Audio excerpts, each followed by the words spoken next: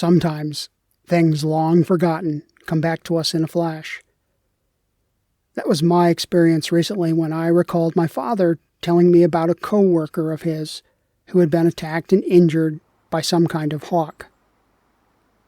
The bird swooped in from behind, striking the back of the man's head.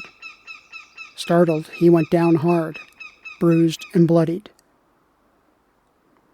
The bird in the story was a goshawk, an uncommon and secretive resident of our Adirondack woods.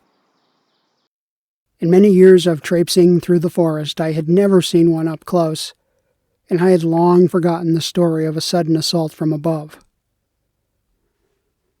That is, until on a recent hike, I heard a loud screeching call from the trees above me. Scanning the canopy to see what it was, I was startled to see an alarmingly large bird hurtling at me.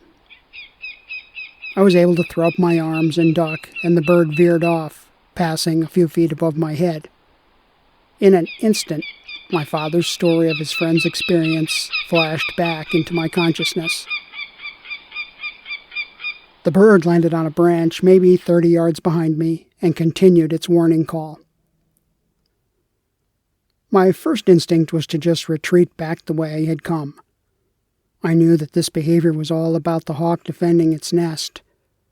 But the bird kept diving at me and circling around behind.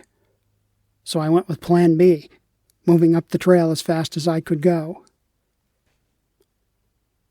Waving my hiking poles over my head proved to be an effective deterrent, and finally, a couple of 100 yards up the trail, it seemed like I might be out of range. But the goshawk came in for one last surprise attack. I suppose it wanted to reinforce the lesson. In a final strange twist, I actually saw a second goshawk just a few days later.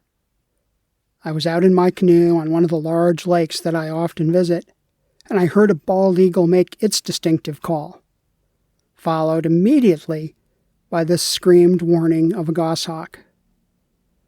That is a sound I won't soon forget, and my instinctive reaction was to duck. But this time it was further off, and I watched as the eagle rose from a hidden perch with the hawk right behind it. The eagle was easily twice as big as its tormentor, and probably could have stood its ground. But it apparently knew that once a goshawk has you in its sights, it does not give up. Some battles are not worth fighting.